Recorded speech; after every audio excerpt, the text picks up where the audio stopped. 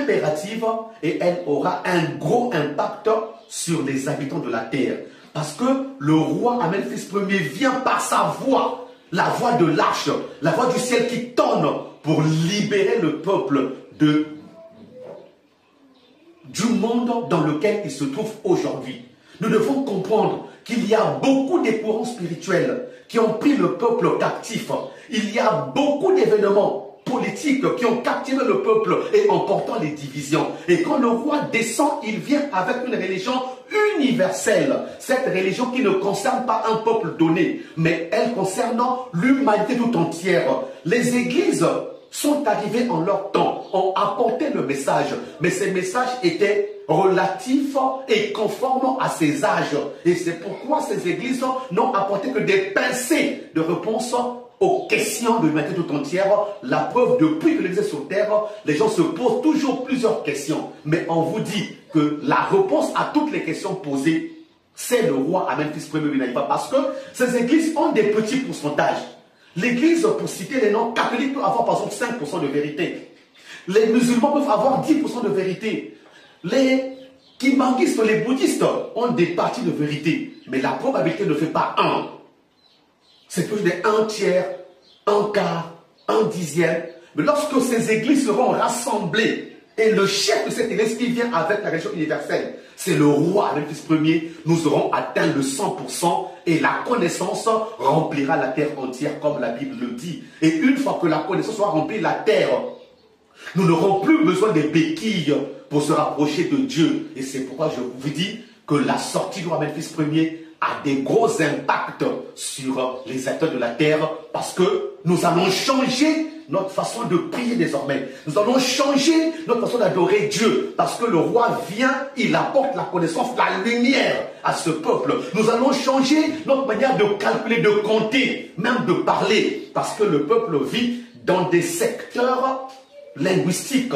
Mais le roi descend avec une langue solaire, cette langue que nous appelons le Zurozi, déjà descendu au Congo par sa ville avec son alphabet.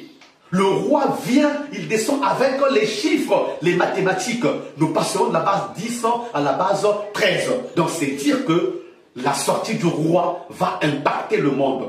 Tout le monde, je dis bien, le monde scientifique, le monde littéraire, le monde des savants, le monde religieux, le monde politique, le monde social, enfin tout le monde et même toutes les générations, que ce soit les enfants, ils sont concernés. Les grandes personnes, elles sont concernées. Les vieillards, ils sont concernés. Donc tout le monde est concerné dans cet événement et chacun aura sa part, comme disent certaines personnes vulgaires. Chacun aura sa part parce que les colis sont vraiment nombreux.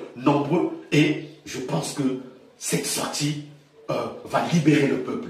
Cette sortie va apporter la joie, la consolation des cœurs, la paix, tant enseignée, tant parler par-ci par-là, nous la vivrons avec la sortie de Sa Majesté, le roi Amène-Fils Ier, Winaiva, cet envoyé de Dieu qui vient pour toi, qui vient pour moi, qui vient pour nous tous, qui vient libérer, qui vient apporter la connaissance absolue aux fils et aux filles qui sont à la quête de la lumière du ciel. Et le soleil brille désormais au Congo-Brazzaville. Et ce soleil, c'est le roi Amène-Fils Ier.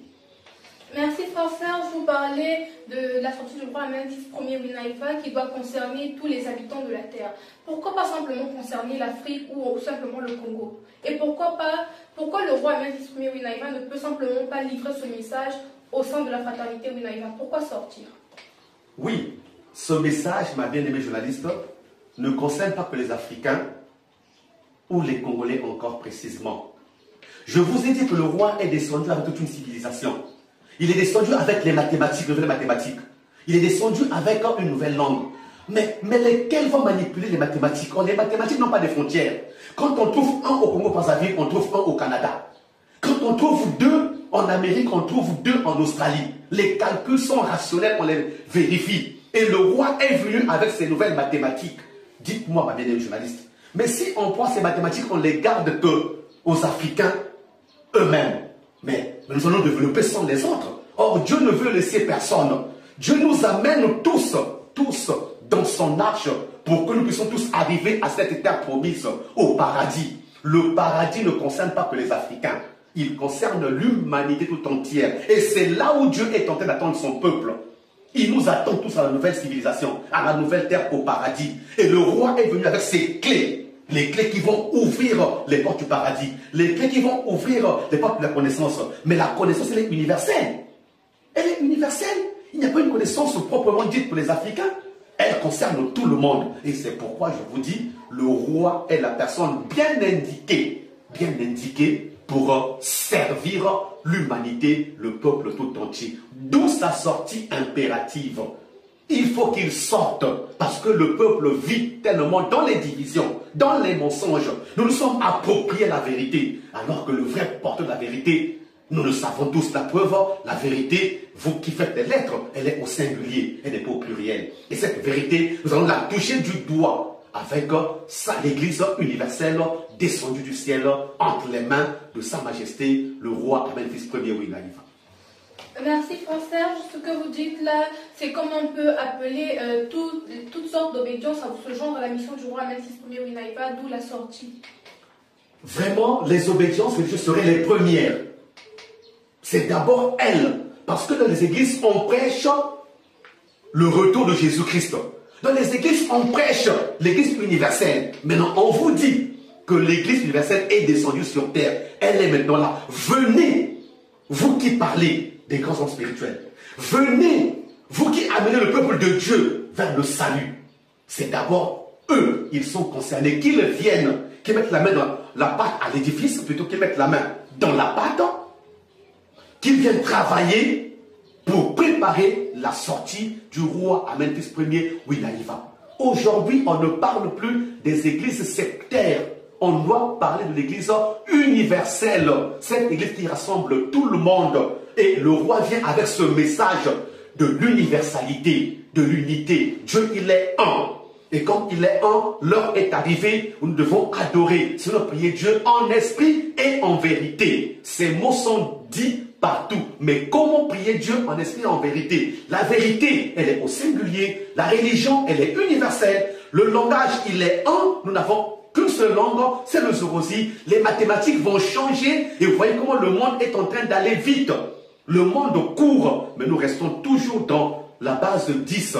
Or, si nous devons comprendre que ce monde qui court là, il court parce que nous sommes dans la base 13 désormais. Le monde a déjà basculé. Et cette connaissance, le roi la porte. Donc, c'est dire que les obédiences religieuses sont imprégnées dans cette affaire. Il n'y a pas que eux. Les scientifiques aussi sont imprégnés dans cette affaire. Il faut qu'ils viennent nous toucher les nouvelles mathématiques. Qu'ils fassent les calculs. Ça se fait au Congo Brazzaville à Vongo. Nous savons compter de 0 à 13 en Zorozi. Il faut qu'ils viennent apprendre afin que ça puisse impacter le monde, que nous puissions tous basculer dans la nouvelle civilisation. Car le paradis, tant prêché sur terre, exige une nouvelle langue, exige de nouvelles mathématiques, exige une nouvelle architecture, exige une nouvelle culture, exige la nouvelle façon de réfléchir, de penser. Donc, donne une nouvelle connaissance. Merci, Frère Serge. Frère Serge, vous savez que le monde est assez vague. On dirait même que le monde est très grand. Nous avons plusieurs continents. Et dans ces continents-là, certains ne connaissent même pas encore le roi Amène-Fils Ier Ouinaïva. Et comment faire pour propager cette information aux 4 coins de la terre? Nous devons être, pour propager cette nouvelle, des propagandistes. Je suis propagandiste. Je parle de la sortie de Sa Majesté le roi Amène-Fils Ier Ouinaïva. Vous qui me recevez, vous avez l'information aujourd'hui. Parlez-en à ceux qui sont autour de vous. Nous avons tous les moyens de communication qui permettront aux gens de recevoir le message de la sortie de Sa Majesté le roi Amène-Fils Ier. Nous avons les téléphones, nous avons l'internet, nous avons les télévisions, nous avons la radio, nous avons tout ce que nous connaissons, nous avons des pieds aussi. Nous devons marcher pour informer les habitants de la terre de la sortie du roi Amène-Fils Ier. Parce que l'événement est grand et grandiose. Nous ne devons pas le cacher, cet événement-là. Nous devons le dire à tout le monde. Quiconque a des oreilles doit entendre cette voix et venir participer à cette sortie parce que ça nous concerne. Notre destinée est enfouie à l'intérieur. Je ne cesse de répéter, mes chers téléspectateurs. La sortie de Sa Majesté le roi Amène-Fils Ier nous concerne. Et quand elle nous concerne, ne cachons pas l'information. Donnons l'information à quiconque nous rencontrons. Parce que cette information concerne tous les habitants de la terre. Vous rentrez sur Facebook, dans WhatsApp, vous lisez ce message, ne le cachez pas. Partagez aux autres. Dites-leur que l'heure de la rédemption est arrivée. L'heure du salut est arrivée. Et le salut du monde ne concerne pas que les musulmans. Il ne concerne pas que les bouddhistes. Il ne concerne pas que tous ces courants religieux que nous connaissons, les chrétiens. Il concerne tout le monde. Et ce que nous devons connaître, les habitants de la terre élisent les rois. Mais les rois du ciel ne sont pas élus par les humains. C'est Dieu qui les fait descendre. Dieu descend habiter avec son peuple et prend un titre. Et aujourd'hui, il prend le titre de roi à Memphis Ier, où il a dit